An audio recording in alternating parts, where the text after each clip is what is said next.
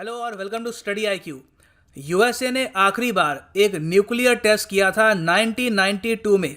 उसके बाद से आपको पता होगा कि comprehensive nuclear test ban treaty बनी और यूएस समेत वेरियस कंट्रीज ने न्यूक्लियर टेस्ट करना बंद कर दिया। यूएसए अब सोच रहा है कि क्यों ना हम फिर से न्यूक्लियर टेस्ट कंडक्ट करें। यहाँ पे आप देख सकते हैं वॉशिंगटन पोस्ट ने बहुत से यूएस ऑफिशियल से पूछा और वहाँ पे एक इनको रिपोर्ट मिली। इन्होंने ये कहा कि बिल्कुल डोनाल्ड ट्रंप और यूएस के जो टॉप डिफेंस ऑफिशियल्स हैं ये विचार कर रहे हैं कि आने वाले टाइम में यूएस न्यूक्लियर टेस्ट कर सकता है, अंडरग्राउंड न्यूक्लियर टेस्ट। यहाँ पे आप देखेंगे द हिंदू का आर्टिकल है, वॉशिंगटन पोस्ट की रिपोर्ट, Trump administration discussed conducting first nuclear test in decades. इसका मतलब यह है कि अभी के लिए जो न्यूक्लियर टेस्ट को लेकर ट्रीटीज़ हैं ये कैंसिल हो सकती है। इसका बहुत ही पॉजिटिव इम्पैक्ट होगा ऑन इंडिया। यहाँ पे मैं ये नहीं कहूँगा कि हम वॉर की तरफ बढ़ रहे हैं, थर्ड वर्ल्ड वॉर हो जाएगी, ऐसा कुछ नहीं है। यहाँ पर कंट्रीज बस अपनी पॉलिसीज चेंज कर रही है और इसका पॉजिटिव इम्पैक्ट इंडिया पे हो सकता है। डिस्कस करेंगे, काफ़ी कुछ आपको जानने को मिलेगा।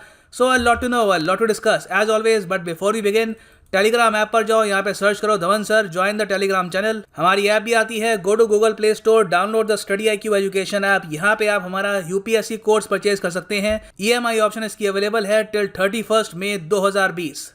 नाउ आज से करीब आई थिंक एक महीने पहले मैंने एक वीडियो अपलोड करी थी कि यूएसए ने चाइना पे आरोप लगाया है कि पिछले 1 से लेकर 2 साल में चाइनीज़ गवर्नमेंट ने सीक्रेटली बहुत सारे, एक नहीं बहुत सारे low level low yield nuclear test किए हैं अपने देश में। यहाँ पे आप देख पाएंगे करीब 5,70,000 लोगों ने इस वीडियो को देखा था। और यहाँ पे आप देख सकते हैं ये वो रिपोर्ट है यूएस के डिपार्टमेंट ऑफ स्टेट की।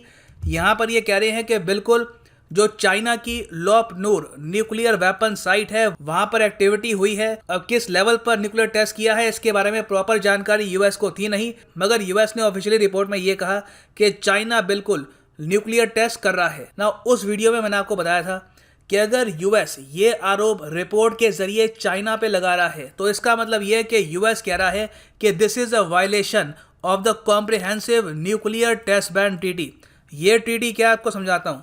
1996 में दुनिया बहुत हद तक चेंज हो चुकी थी, वर्ल्ड वॉर खत्म हो चुकी थी, जो सोवियत यूनियन था टूट चुका था, रशियन फेडरेशन का जन्म हो चुका था, वेरियस कंट्रीज बन चुकी थी। उस वक्त यूएस समेत वेरियस और कंट्रीज ने डिसाइड किया कि क्यों ना हम न्यूक्लियर टेस्ट कंडक्ट करना बंद कर दें। जो हमारे पास न्यूक्लियर वेपन्स हैं, पहले के जो न्यूक्लियर टेस्ट हैं उसी का डेटा काफ़ी है। हम आने वाले टाइम में कोई भी न्यूक्लियर टेस्ट नहीं करेंगे और अगर कोई न्यूक्लियर टेस्ट करता है कोई देश तो उस पर हम सैंक्शंस भी लगाएंगे।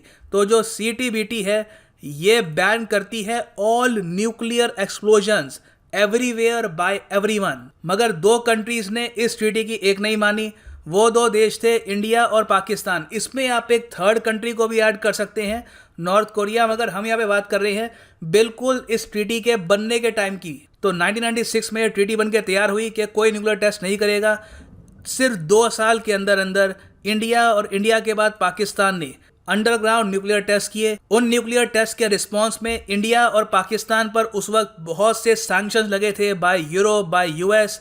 फिर उसके बाद नॉर्थ कोरिया ने 2006 में इस ट्रीटी को वायलेट किया फिर से, और इन्होंने 2006, फिर 2009, 2013, 2016, 2017 में न्यूक्लियर टेस्ट कंडक्ट किए। अब यहाँ पे आप पूछेंगे कि ये 3 कंट्रीज बार बार न्यूक्लियर टेस्ट क्यों कंडक्ट कर रही थी।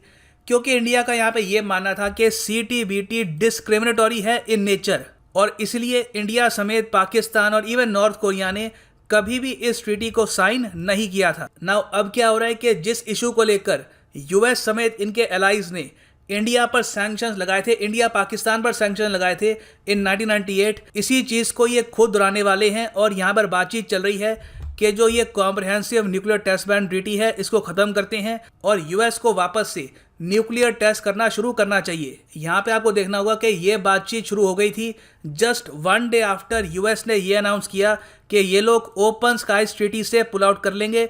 ओपन स्काईज ट्रीटी क्या है इस पर भी स्टडी आईक्यू पर मेरी वीडियो है, आपको बस सर्च करना यूट्यूब पे study IQ open skies treaty, video आपको मिल जाएगी वहाँ पर। सो क्वेश्चन यहाँ पर ये आता है कि यूएस फिर क्यों सोच रहा है, क्यों बातचीत हो रही है यहाँ पर कि फिर से ये न्यूक्लियर टेस्ट कंडक्ट करें और जो पुराना फ्रेमवर्क है ऑफ न्यूक्लियर टेस्टिंग इसको ख़त्म कर दें। वेल देखिए इसका बहुत ही सिंपल आंसर है। चाइना और साथ ही साथ इवन रशिया, यूएस की जो कुछ इंटेलिजेंस रिपोर्ट्स है वो ये भी कह रही है कि रशिया ने भी पिछले 5-6 साल में लो यील्ड न्यूक्लियर टेस्ट किए हैं। तो सिंस यूएस की इंटेलिजेंस उनको ये बता रही है कि चाइना और रशिया इस ट्रीटी का वायलेशन ओपनली कर रहे हैं, तो फाइनली अब यूएस को भी न्यूक्लियर टेस्ट कंडक्ट करने चाहिए, स्पेशली एक ऐसे टाइम में जब इस पेंडेमिक ने दुनिया की जियोपॉलिटिक्स चेंज कर दी है। चाइना यूएस के रिलेशंस बहुत हद तक खराब हो चुके हैं।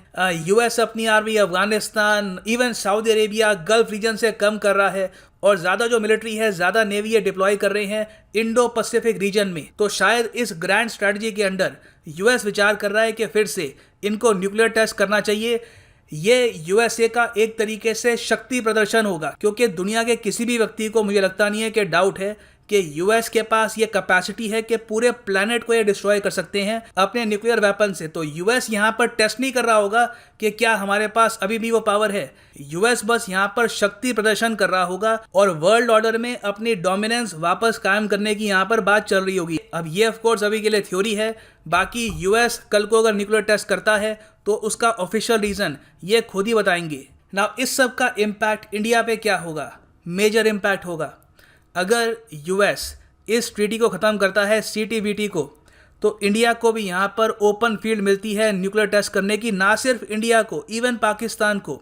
हमारा जो न्यूक्लियर वेपन्स प्रोग्राम है हम इसको अग्रेसिवली फॉरवर्ड कर सकते हैं अगर हमको यहाँ पे रूम मिलता है। और फिर उसके बाद मान लीजिए यूएस ने न्यूक्लियर टेस्ट कर लिया, फिर 5-6-7 साल बाद फिर से एक फ्रेमवर्क बनाने की बात होती है जहाँ पर ज़्यादा कंट्रीज़ को इंक्लूड करना चाहिए। वहाँ पर इंडिया जियोपॉलिटिक्स में अपनी नई स्टैंडिंग को यूज़ करके एक ज़्यादा अच्छा स्टेटस प्राप्त कर सकता है।